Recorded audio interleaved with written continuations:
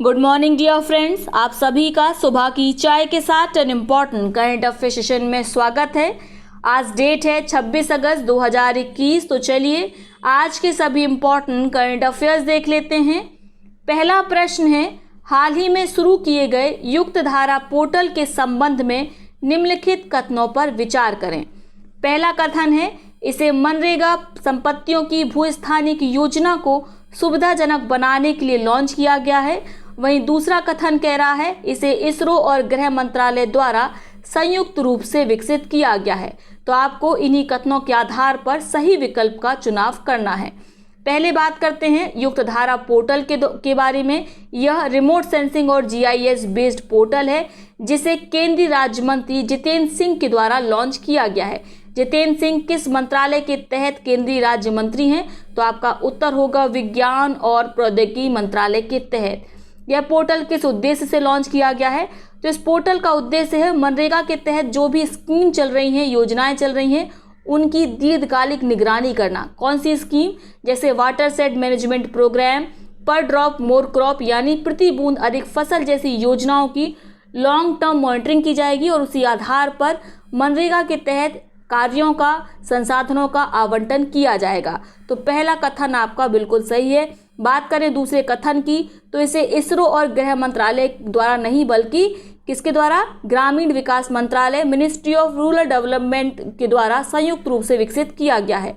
तो गृह मंत्रालय की जगह पर होगा ग्रामीण विकास मंत्रालय, मिनिस्ट्री ऑफ रूरल डेवलपमेंट। तो इस आधार पर आपका विकल्प ए बिल्कुल सही होगा क्योंकि कथन ए सही है जबकि कथन 2 गलत है। अगला प्रश्न देखते हैं, हाल ही में किसने भारत में लघु व्यवसाय ऋण पहल यानी स्मॉल बिजनेस लोन्स इनिशिएटिव शुरू किया है? तो इस इनिशिएटिव को शुरू किया गया है फेसबुक के द्वारा।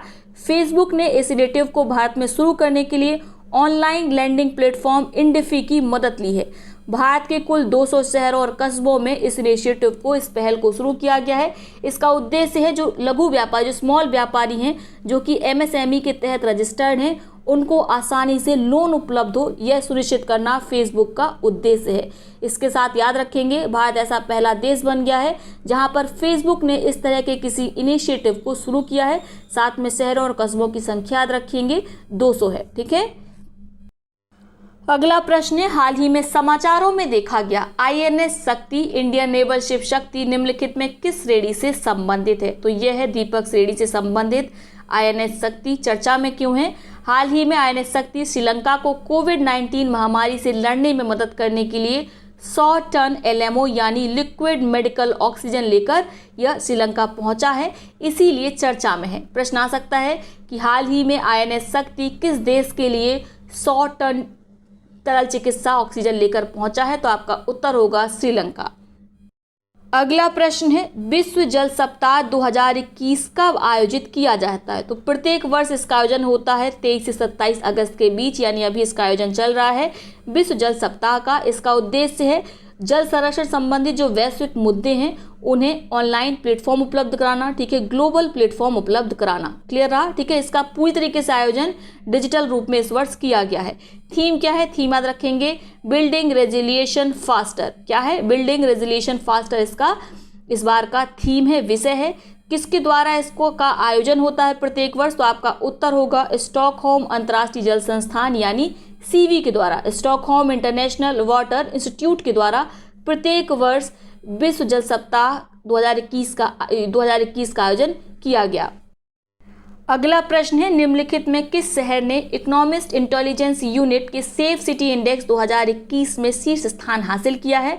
तो सेफ सिटीज इंडेक्स किसके द्वारा जारी किया गया? आपका उत्तर होगा इकोनॉमिस्ट इंटेलिजेंस यूनिट के द्वारा। इसमें शीर्ष स्थान मिला है कोपेनहेगन को, जो कि डेनमार्क की राजधानी है। ठीक है, कुल 60 शहरों को इसमें रैंकिंग प्रदान की गई है।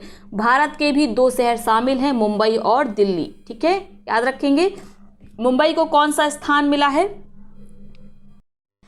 तो मुंबई को सेफ सिटीज इंडेक्स 2021 में 50वें स्थान पर रखा गया, वहीं नई दिल्ली को रखा गया है 48वें स्थान पर। ठीक है, ये ग्लोबल रैंकिंग है, इंपॉर्टेंट है, यानी भारत में पहला स्थान किसे मिला है? नई दिल्ली को सेफ सिटीज इंडेक्स में। अंतिम स्थान पर किसे रखा गया है? तो अंतिम स्थान पर रखा गया है यांगून को। यांगून क्या है? ये म्यांमार की पुरानी राजधानी थी। ठीक है, इसे सेफ सिटीज इंडेक्स 2021 में अंतिम पायदान पर रखा गया है। पहले पायदान पर कोपेनहेगन को रखा गया है। क्लियर हो गया।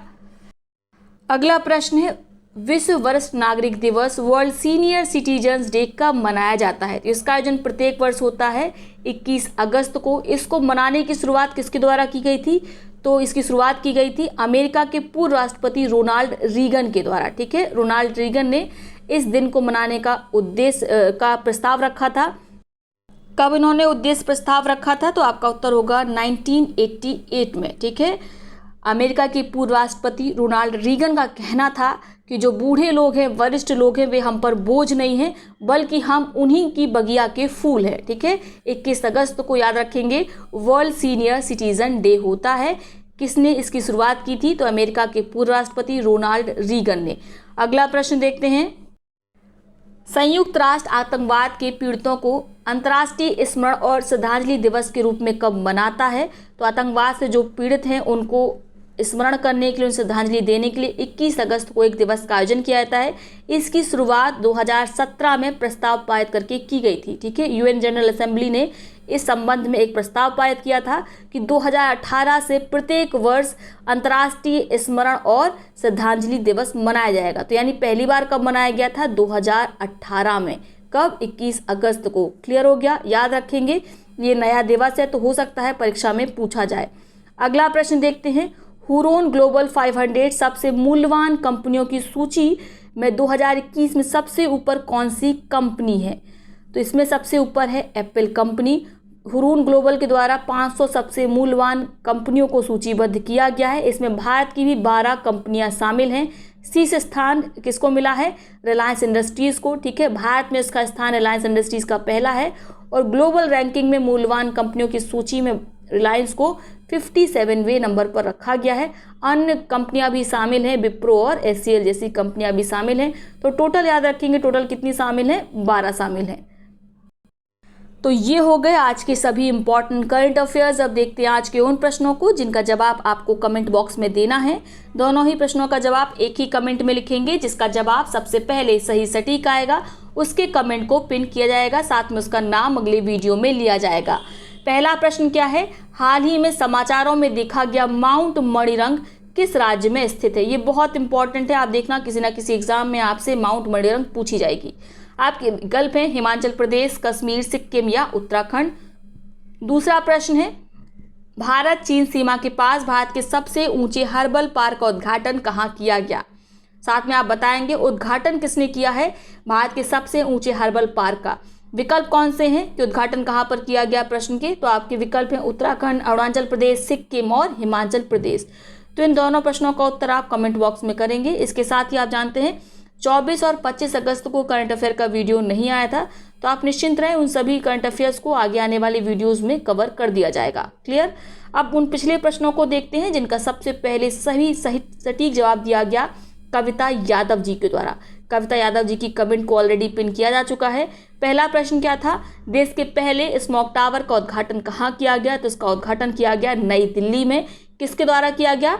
तो नई दिल्ली के मुख्यमंत्री कौन है? अरविंद केजरीवाल, उन्हीं ने स्मॉग टावर का उद्घाटन किया है।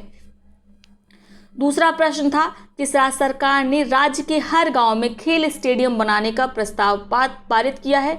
तो ये है आपका उत्तर प्रदेश, जिसने निर्णय लिया है कि राज्य के हर गांव में एक खेल स्टेडियम बनाया जाएगा। ठीक है, उत्तर प्रदेश का खेल विश्वविद्यालय कहाँ पर बन रहा है? तो आपका उत्तर होगा मेरठ में। ठीक है, क्लियर हो गया? तो ये है आज का सेशन।